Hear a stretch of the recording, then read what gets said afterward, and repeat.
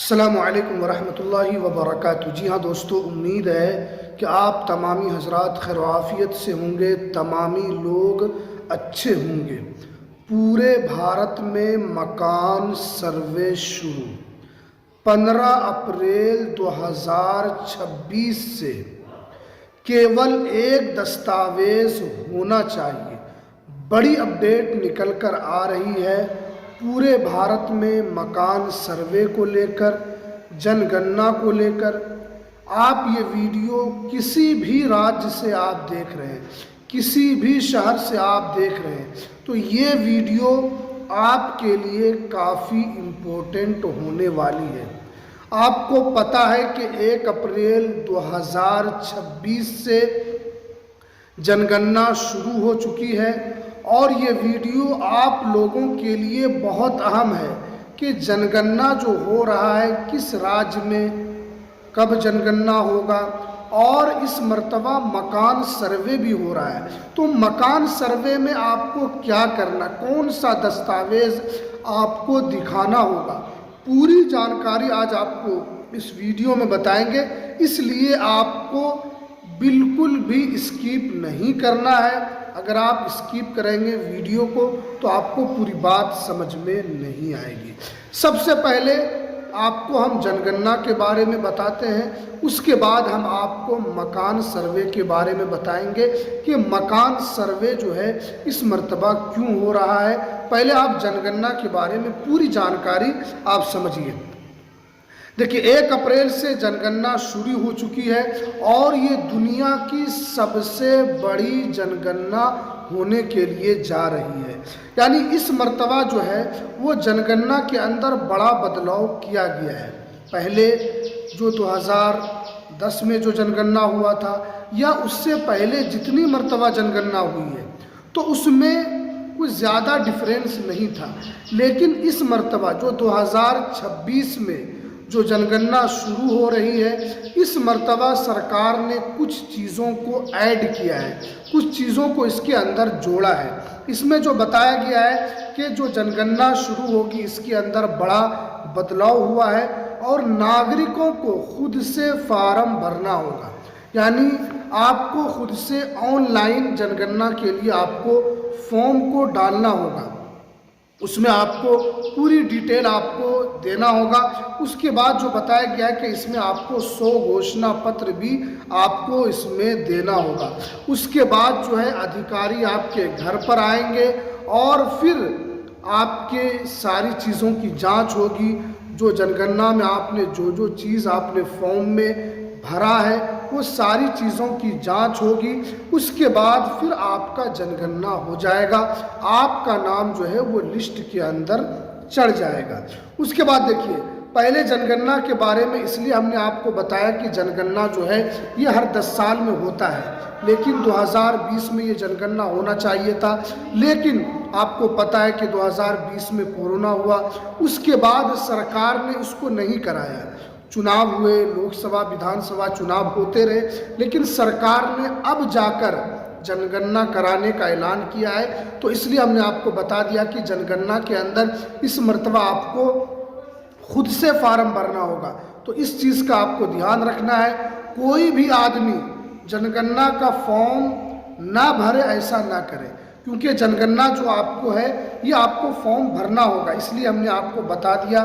बहुत सारे लोग सोचते हैं कि क्या होगा, इससे कुछ नहीं होगा।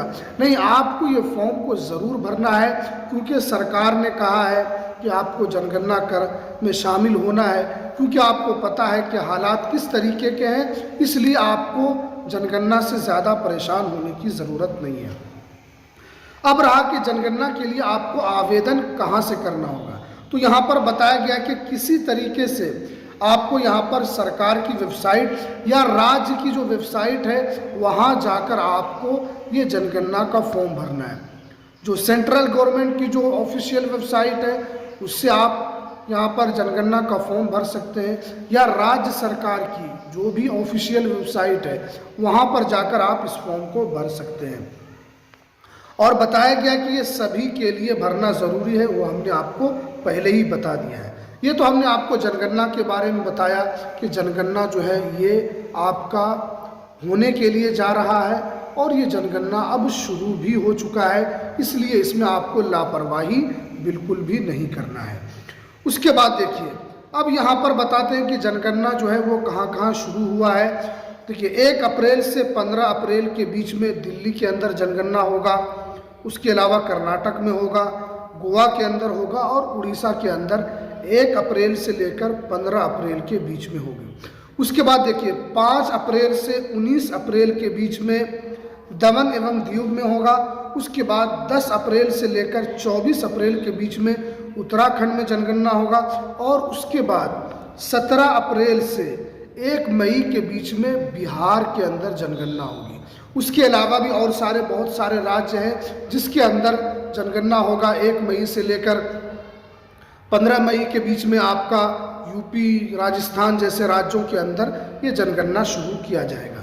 तो इसलिए आपको जनगणना से घबराना नहीं है, बल्कि जनगणना के अंदर आपको ज़्यादा से ज़्यादा सरकार का सपोर्ट करना है और आपको अपना जनगणना करवाना है, इसमें आपको घबराने की ज़रूरत नहीं है।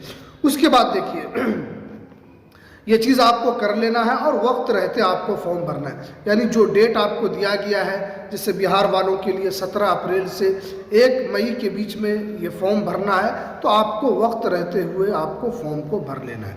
उसके बाद देखिए मकान सर्वे।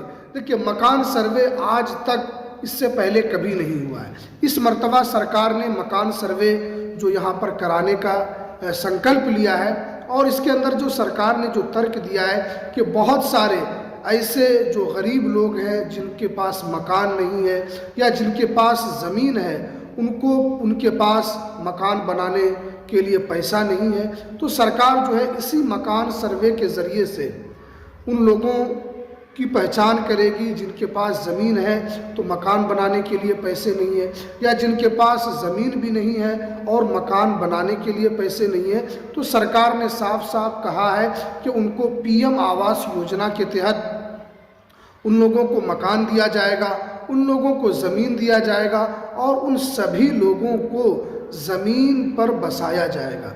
बहुत सारे ऐसे माफिया हैं जो दूसरों की ज़मीन को हड़प लिए हैं, जो दूसरों की ज़मीन पर कब्ज़ा कर लिए हैं और उनको वहाँ पर से ज़बरदस्ती हटा दिया गया है।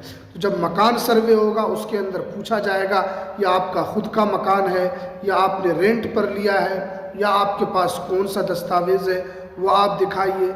अगर गलत तरीके से आप कागज़ दिखाएंगे तो मकान सर्वे के अंदर आप पकड़े चले जाएंगे। इसलिए सरकार ने कहा है कि इसमें जो गरीब है जिनके पास मकान नहीं है उनको तो मकान देना है, या जिन्होंने गलत तरीके से कब्ज़ा किया है उनसे मकान वापस लिया जाएगा और जिनकी वो ज़मीन है उनको वापस दिया जाएगा।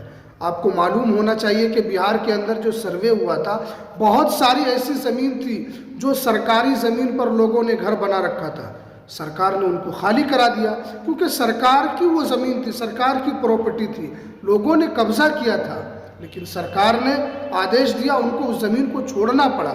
इसी तरह जो भू माफिया है जिन्होंने गरीब की ज़मीन को हड़प रखा है, तो सरकार उसके ऊपर भी शिकंजा कसने के लिए जा रही है और आपको मकान सर्वे भी होगा और इसके साथ साथ आपका जनगणना भी किया जाएगा।